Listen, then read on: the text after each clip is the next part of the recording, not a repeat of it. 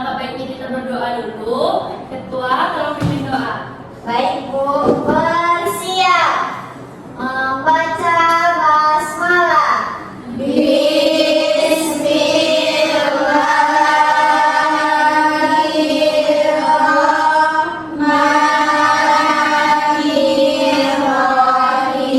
Duduk diam.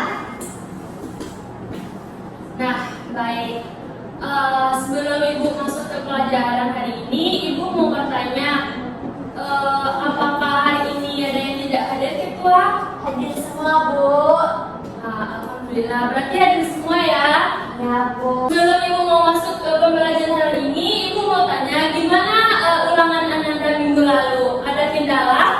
Tidak Bu. Alhamdulillah, berarti lancar-lancar aja ya.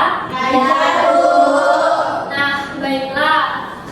Ibu mau masuk ke materi baru, yaitu tentang kelangsungan hidup makhluk hidup.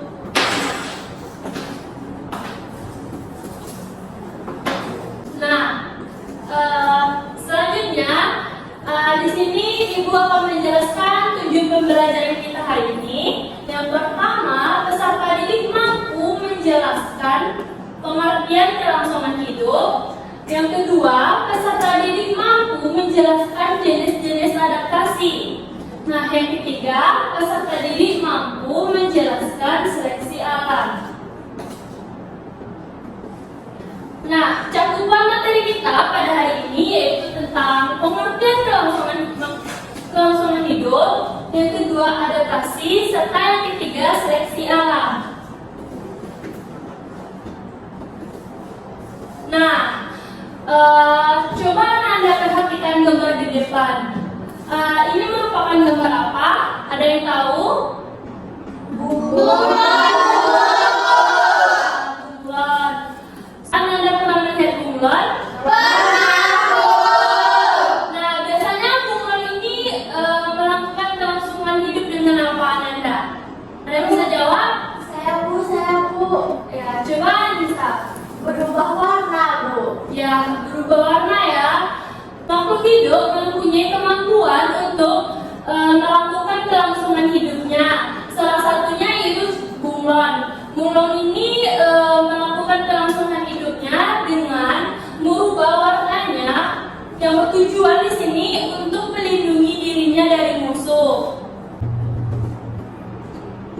Selanjutnya kita masuk ke pengertian kelangsungan hidup. Yang kita ketahui, tidak ada makhluk hidup yang mampu bertahan hidup tanpa mengalami kematian. Salah satunya contoh di sini yaitu pohon kelapa, pohon jagung, serta pohon pisang.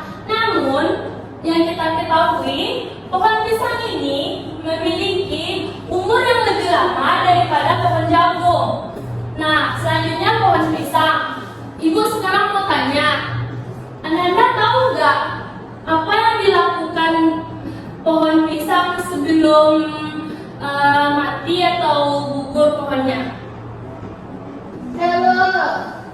Ya, coba Nurul. Biasanya kan Bu, kalau di rumah Nurul tuh kalau Ibu Nurul dan nebang pohon pisang tuh tumbuh yang baru lagi Bu. Ya, benar ya. Untuk menjaga kelangsungan hidup, biasanya pohon pisang sebelum dia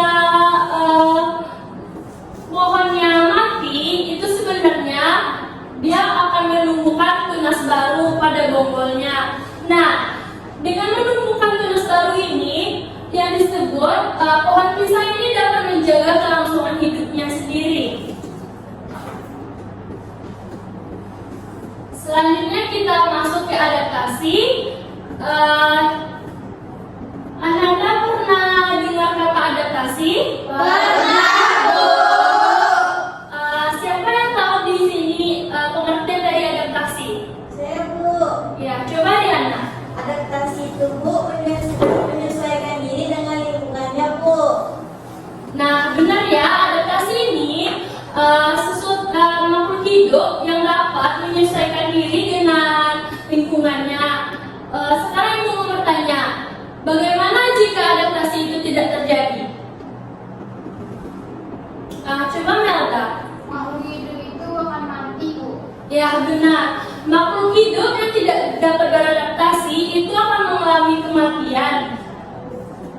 selanjutnya, nah di sini yang pertama yaitu pengertian dari adaptasi.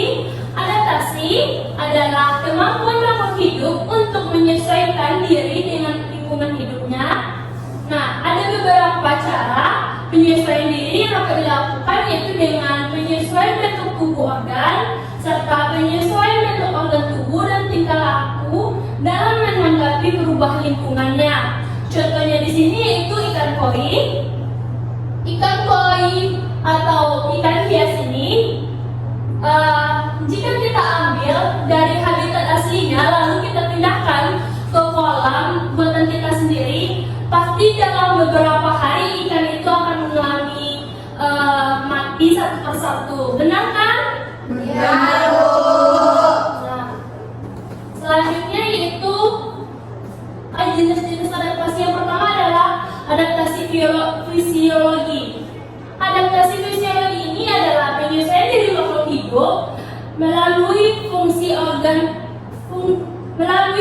kerja organ tubuh supaya bisa bertahan hidup. Nah, coba Anda perhatikan coba di depan.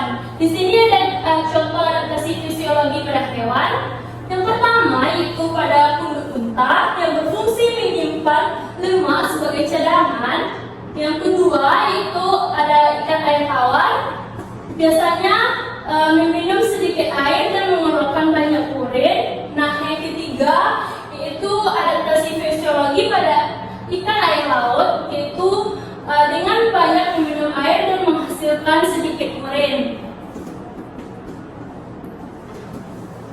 Nah, yang ketiga yaitu adaptasi tingkah laku. Adaptasi tingkah laku ini adalah penyesuaian diri terhadap lingkungan dengan mengubah tingkah laku supaya dapat mempertahankan kelangsungan hidupnya. Pada contoh di depan yaitu pada adaptasi autotomi pada cicak, yaitu biasanya cicak akan memutuskan ekornya untuk melindungi dirinya dari musuh. Yang kedua yaitu bunglon, yang ibu contohkan pada gambar pertama tadi, yaitu bunglon melindungi dirinya dengan merubah warna agar terhindar dari musuh. Nah, yang ketiga yaitu ada paus. Paus itu sesekali akan muncul ke permukaan untuk bernafas. Nah, yang selanjutnya yaitu adaptasi morfologi. Adaptasi morfologi ini adalah penyelesaian makhluk hidup melalui perubahan bentuk organ tubuh yang berlangsung sangat lama untuk kelangsungan hidupnya.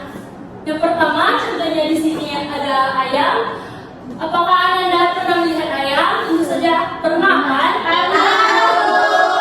Nah, paruh ayam itu biasanya berukuran kecil dan runcing, yang berfungsi untuk memakan biji-bijian maupun hewan kecil untuk dia makan. Nah, selanjutnya itu kaki bebek.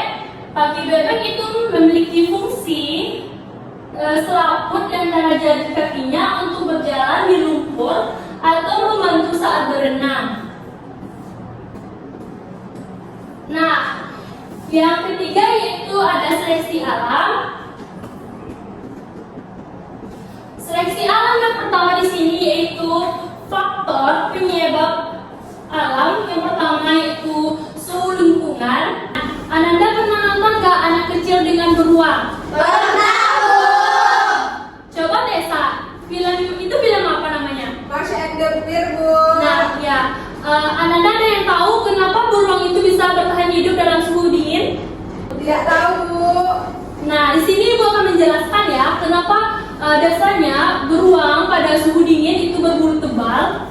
Kita lihat pada suhu lingkungan ini, beruang kutub yang berbulu tebal biasanya membuat tubuhnya tetap menjadi hangat. Selain bulunya, beruang kutub juga mempunyai lapisan lemak yang digunakan untuk menghangatkan tubuhnya. Sampai sini, Anda paham kan kenapa beruang kutub itu lebih memiliki bulu tebal? Paham, Bu. Selanjutnya kita masuk ke faktor penyeleksi alam pada makanan. Makanan akan menjadi faktor penyeleksi jika terjadi perebutan makanan makhluk hidup yang kuat dan mempertahankan makanannya makhluk hidup. Nah, sebaliknya, hewan yang lemah dan tidak mampu bersaing dalam perebutan makanan akan tereliminasi punah.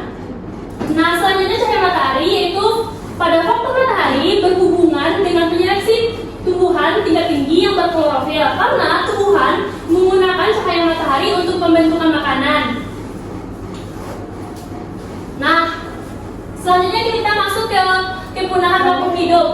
Berdasarkan penemuan fosil-fosil, sudah banyak terdapat makhluk hidup yang jarang kita temui pada zaman sekarang. Nah, salah satunya di sini yaitu contoh fosil yang masih hidup, yang masih bisa kita temui itu di sini ada capung, komodo, serta kadal. Namun ada juga contoh hewan punah yang sudah tidak dapat kita temui pada zaman sekarang, yaitu dinosaurus. Dinosaurus ini punah atau tidak ada karena disebabkan oleh perubahan iklim, sehingga dia tidak mampu bertahan pada hidup. Nah, setelah Ibu menjelaskan pelajaran hari ini, Ibu ingin bertanya kepada Ananda, apa sih manfaat pembelajaran kita pada hari ini? Ya, silakan Asna. Manfaat yang kita bisa ambil yaitu ada 3, Bu. Yang pertama, kita bisa jadi mengetahui mengenai pengertian dari kelangsungan hidup makhluk hidup. Yang kedua, kita juga bisa mengetahui jenis-jenis dari adaptasi. Dan yang ketiga, kita juga bisa mengetahui apa itu seleksi alam, Bu. Nah, benar ya Asna.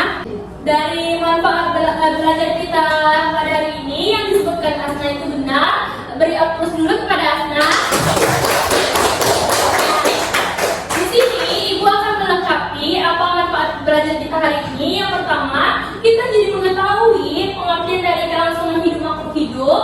Yang kedua, kita jadi mengetahui jenis-jenis dari adaptasi itu. Yang ketiga, kita menjadi mengetahui apa itu seleksi alam. Selanjutnya Ibu ingin bertanya kepada Ananda, siapa yang bisa menyimpulkan pembelajaran kita pada hari ini? Saya, Bu. Coba Lisa. Jadi yang pertama yaitu kelangsungan hidup dipengaruhi oleh kemampuan beradaptasi dan seleksi alam, Bu. Terus adaptasi itu ada 3 tadi, Bu. Terus faktor yang mempengaruhi seleksi alam adalah makanan dan cahaya matahari, Bu. Nah, benar ya, yang disampaikan Anissa di sini Mira itu cuma mungkin kurang lengkap. Di sini Ibu akan melengkapi kesimpulan pembelajaran kita pada hari ini. Nah, yang pertama kesimpulannya itu kelangsungan hidup makhluk hidup dipengaruhi oleh kemampuan beradaptasi dan seleksi alam. Yang kedua, ada 3 cara adaptasi makhluk hidup, yaitu dengan adaptasi morfologi, adaptasi fisiologi, dan adaptasi tingkah laku. Yang ketiga, faktor yang mempengaruhi seleksi alam adalah makanan, suhu lingkungan, serta cahaya matahari. Nah, sekian kesimpulan pembelajaran kita pada hari ini. Untuk minggu besok, Ibu minta kepada Ananda buka buku halaman 58 sampai 61. Itu Ananda kerjakan dan minggu besok akan dikumpulkan. Baik, Bu. Sebelum Ibu mau menutup pembelajaran kita,